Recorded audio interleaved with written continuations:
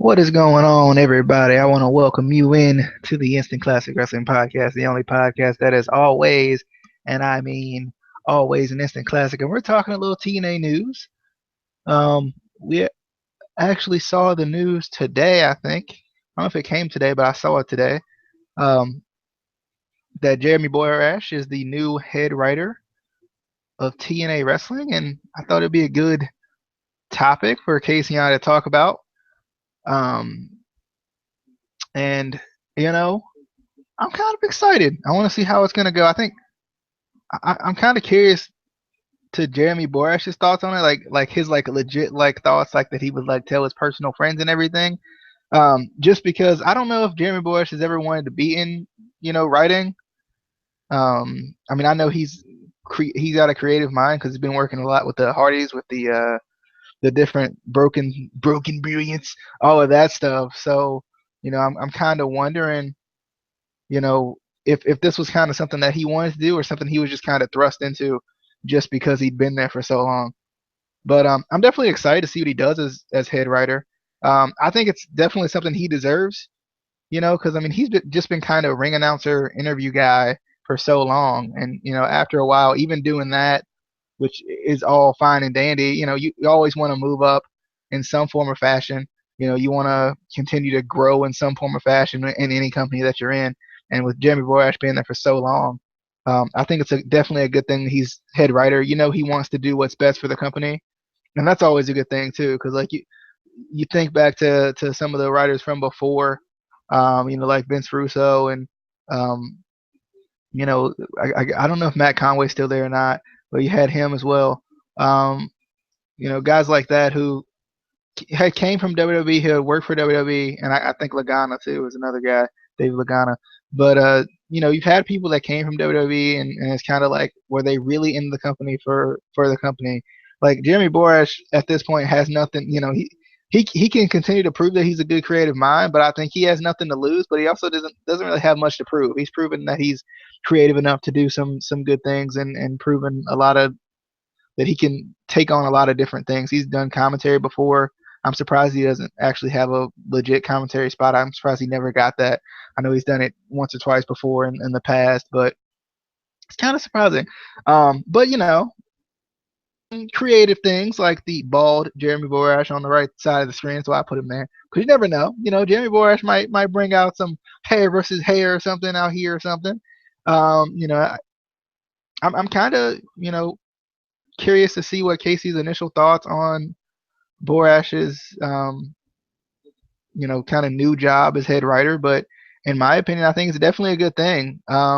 He's definitely, I know Rabbit and I and Casey and everything, we've talked about this. Like, he's definitely for the company. He's definitely, he like you always find these people that are in TNA to destroy TNA, or we can say that in hindsight, but Borash has been there for so long and been so committed that you would think that would kind of be the last thing he would want. But Casey, any thoughts on, I guess initial thoughts? I guess we can talk about it a little bit more after you give your initial thoughts on Jeremy Borash becoming the new head writer of TNA. Now, obviously, he was thrown into it because of the whole someone resigned, but still.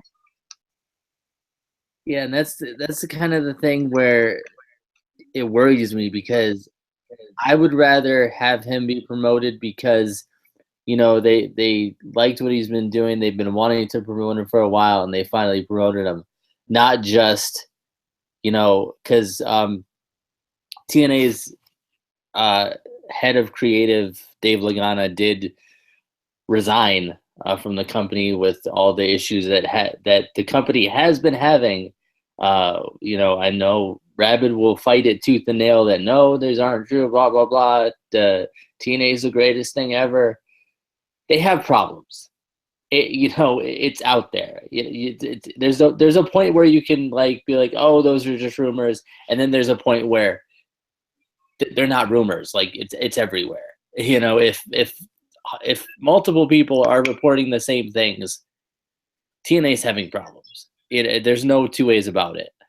So Dave Lagana left, I think partially because of all the issues that they've been having. Yeah, and it's got to be stressful on him, and especially considering he's taken like he's gotten no credit for like everybody's talking about how good TNA's been this whole year, but how much credit has he really gotten for it? Really none.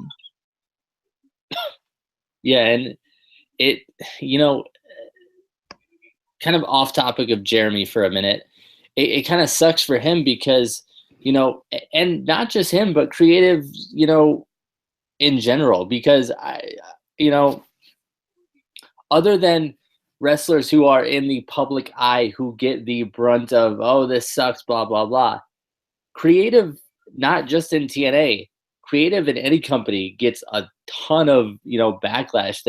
They hardly ever get the credit that they deserve, really, if you think about it. We always complain that WWE creative sucks and it's horrible, but then when they do something really good, we still really don't give them credit. Kind of the same with TNA.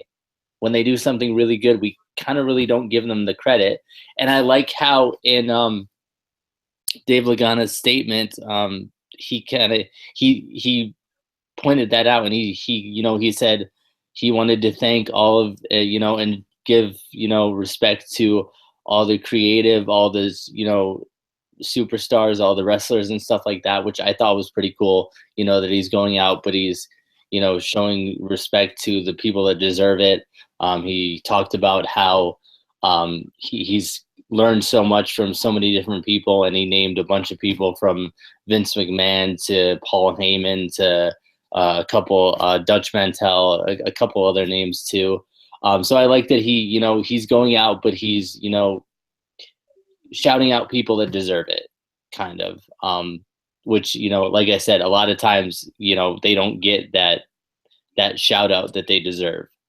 But as far as Jeremy Borash, I like that he got the job. It's just I feel kind of bad in a way that it was just thrust upon him. It wasn't necessarily, oh, you've worked up and we've been watching you for a while. It's just kind of, oh crap, so and so resigned. Shit, we need somebody. Hey Jeremy, here, do this job. Yeah, and I think the thing about that is too that you never know if he really wanted it or not, right? Like there's some things that like you just kind of get thrust into. And this is in any job. Like someone leaves and you're forced to kind of do what they were doing or whatever. And it just kind of depends. Like since we don't know exactly kind of how he's feeling about it, but he has kind of been more of a creative mind, I feel like, with TNA, especially recently with the Hardy stuff. I think it's necessarily a terrible thing. I think maybe this is something that he's been kind of looking forward to. Now I know he was kind of thrust into it because someone else left, but that's kind of some of the best opportunities. Is as soon as someone leaves, you getting a chance to do something not only new, but do something you probably wanted to for a while. And I think that's kind of what Borash's situation may be right now. Yeah, and I think one thing I like about it is that they did give it to Jeremy Borash, a guy who I'm almost positive he's been there since day one. And I like that they gave it to somebody who's been there. They didn't just hire somebody, like from another company or take somebody from the street. They gave it to somebody who's worked for the company, who's been there, through the good times and the bad times. And somebody that the fans, and I think it was smart of them because it's somebody that the fans know, somebody that, I don't know any fans that don't like Jeremy Borash. You know what I mean? Yeah. It's just somebody that is a writer that we don't necessarily know. Like there's writers that we've heard of, but we don't necessarily really know them. You know what I mean? Jeremy Borash, it feels like we know him, Yeah. Yeah, I mean, I definitely, I'm excited to see kind of how it's going to play out, just because, like you said, Borash has been there since like day one practically. And yeah, he's been through the good and he's been through the bad. And I think he's kind of seen, what was good and what was bad. You know what I'm saying? I'm kind of curious because I think one of the things about being a head writer is you want to have your own writing staff. It's kind of like being a head coach, especially in wrestling. The head writer is kind of like the head coach. And when a new coach comes in, they bring in their own staff. Now, albeit I don't think Jeremy Borash is going to be like, everybody, you're gone. I'm hiring my own people. I don't think it's gonna do that. But I'm wondering, is that gonna affect his ability to write, because he can't like bring in kind of his own people. But I think it does help that he's been there and he's worked around the people that he's going to be working around as far as the writing team is concerned. I think that will really help him, because at least you can't bring in your own people, but at least you've been there. Like, you're not bringing someone, like you said, off the street and who doesn't know any of the writing staff, hasn't ever worked with the writing staff, and wouldn't really know how to kind of cooperate like they should. So I am kind of, it's kind of nice that he has been there, a little bit longer, or a lot longer than a lot of people. You know. And also, he knows for the most part the roster. Like the roster knows him. He knows the roster. I don't know as far as WWE's creative and TNA creative before this, how much kind of the writing staff and the superstars kind of mingled or interacted. Because I think that's a big thing where he's gonna know, okay, I'll be able to do this with this person, or this would be a good idea for this person. It's not just somebody going in and going, you're a big guy, we're gonna throw you into this storyline and hope it works. I feel like Jeremy Borash he knows these guys and their personalities and what would kind of work. All right. Yeah, I'm excited to see how this is gonna go. Just because I like Jeremy Borash a lot. He's a very likable guy, just in general. Yeah. We've seen him, we've seen him as like ring announcer, but we also seen him, kind of as a character too. As you can see on the right side, no hair, Jeremy Borash, greatest dive of all time. If you guys remember that, you're a true fan. If you guys remember the Jeremy Borash dive off the top turnbuckle where he just flailed the entire way down, greatest dive of all time. I'm going with it, but I'm excited. I want to see where this is gonna go. And who knows? This could have been something that Jeremy Borash has been looking for, for his entire career. But obviously, it's kind of hard to be like, yeah, I deserve to be, a head writer, considering I've been a ring announcer my entire life. Like I think that, it's kind of hard, and it probably took him a little bit longer than maybe it needed to. But I'm excited to see how it's gonna go. If it's gonna drastically change anything, I don't know if we'll see that immediately. We may see it kind of gradually, but I don't think he would drastically change anything anyway, just simply because of, I feel like the product's doing very solid right now. But I'm kind of curious to see how it's gonna go, and it's also interesting too, that I think I had heard that like Madison Rain was doing some portion of creative too, so that's pretty interesting. So that Madison Rain and Jeremy Borash have been working together for a while too. So that'll be a pretty interesting thing. Yeah. Gregory Lawrence comments, of course, we have a live TNA hater. TNA's destruction is already assured. It doesn't matter that Jeremy Borash is the head writer of TNA. Well, you tuned in for the video, so I appreciate it. But still, TNA's destruction has been, assured since what, 2001, right before they went into business. Like, it's been happening. The problems have been there since they started. So, it's not like it's used to seeing or anything. But I'm excited. I want to see see where it's gonna go. I hope he can get people to start watching. Although we are reporting kind of on backstage news, but start watching the actual show instead of focusing on everything that goes on backstage. It's hard. I think it's hard for wrestling fans to enjoy the show because we look into it so much. I think it's so hard right now because, and in a way, it's sort of TNA and Billy Corgan's fault, just because I know Billy Corgan had tweeted out, I think it was on the 4th, that TNA was supposed to pay him back by the 1st. Like a judge ordered, they were supposed to pay him back and they hadn't paid him back. So I'm kind of been curious about that too. So it's kind of, you can't help but be curious about the backstage stuff. The storylines are good, but I feel like the real life storylines are a little bit better, because you TNA Yeah. could go out of business. It's not an impossibility. Yeah. I don't think it's likely I because mean, they've gone. but anything could, you know, what I mean, like anything could really, like, if Vince McMahon just wanted to say, you know what, I'm done with this wrestling stuff, and just decided to just close WWE down, he could do it. Yeah. Will he? Well, Probably not. But did you you watch know, the I think it was in that video that Billy Corgan threatened to sell his portion of TNA to a titan in the business. yeah, I saw that.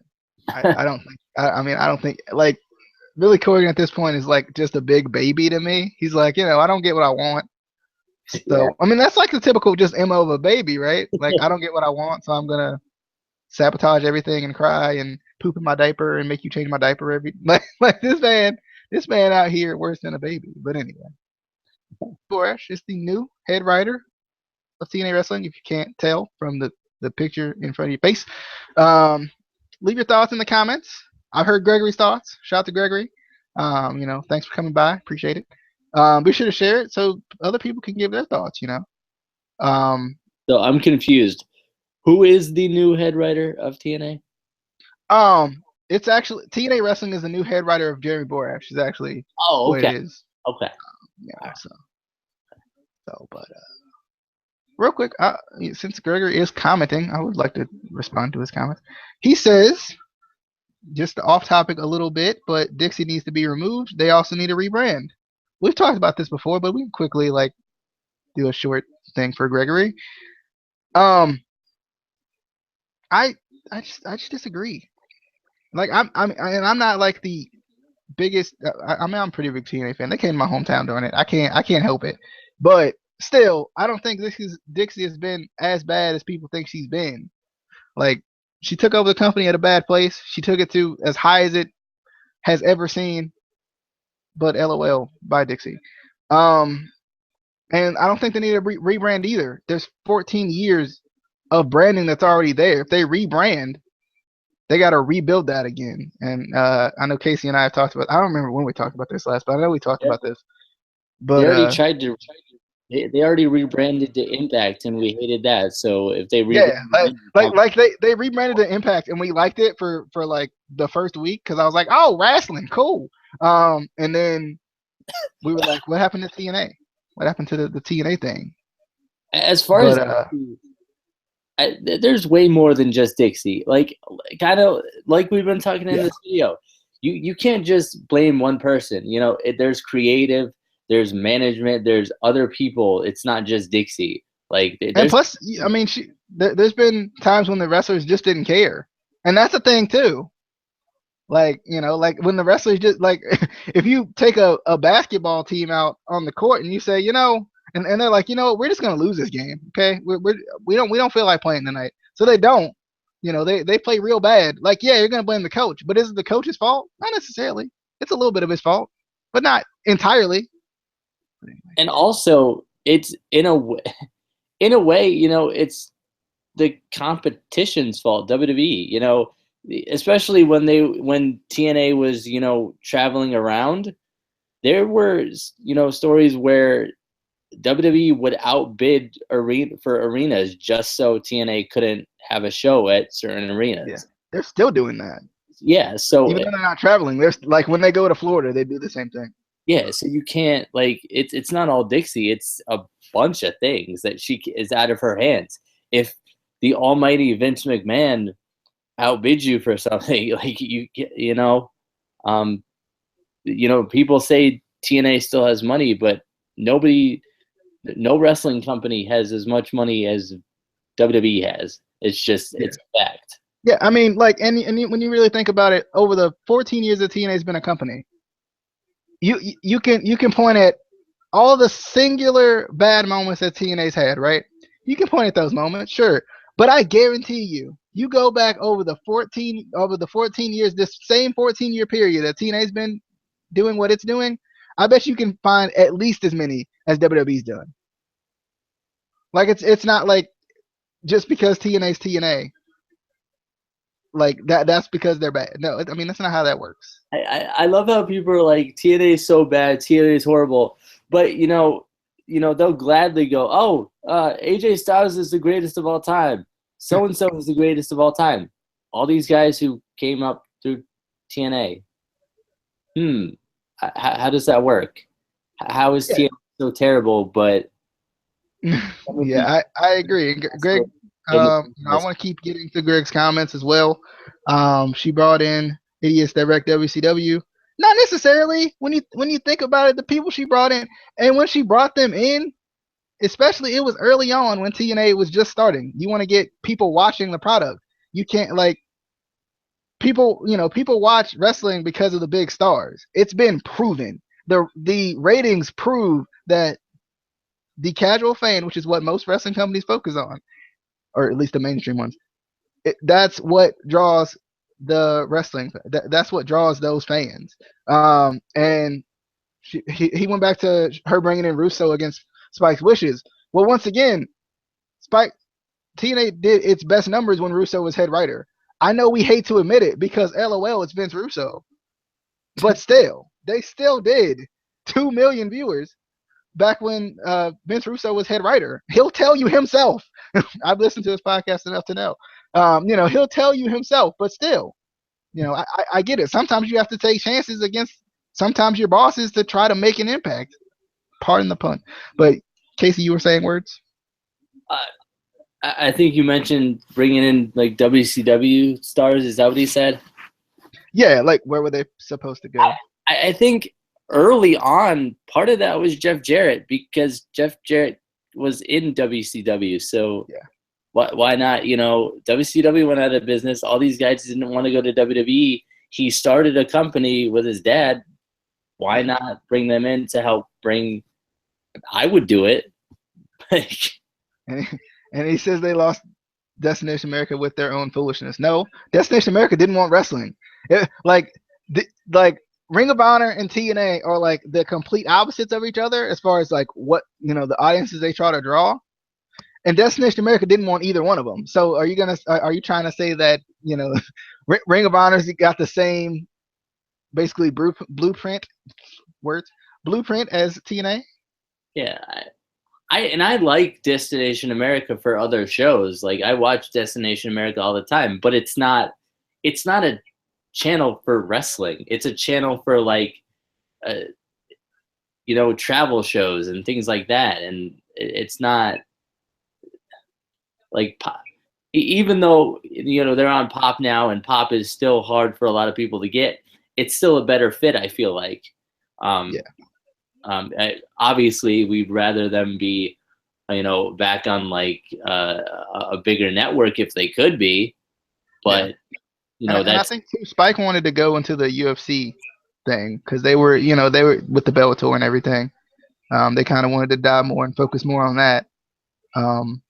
Because I think UFC to a certain degree is a little bit easier to advertise towards. You get more revenue based on advertisements. Yeah. But anyway, maybe they should go on Netflix. But anyway, that was your Jeremy Borash, new head writer of TNA, and a little extra, a little bit, a little explosion. If you get that joke, laugh. If you don't, don't. I get it. Good joke, right? It's a good joke, right? Anyway, be sure to hit that subscribe button. Give us a like for more TNA news, wrestling news in general. I like doing wrestling news, but for some reason, TNA news is what people gravitate towards. Because, TNA's going out of business, darn it. They're going out of business. We hate them. Happens, but we got to keep the fans happy. It's got to happen. And Gregory, no, I don't think you sound like that. I promise. But you don't sound like that. I promise. I just made that voice up just to make a voice up. But anyway, we will see you guys later. We do hope you guys enjoy.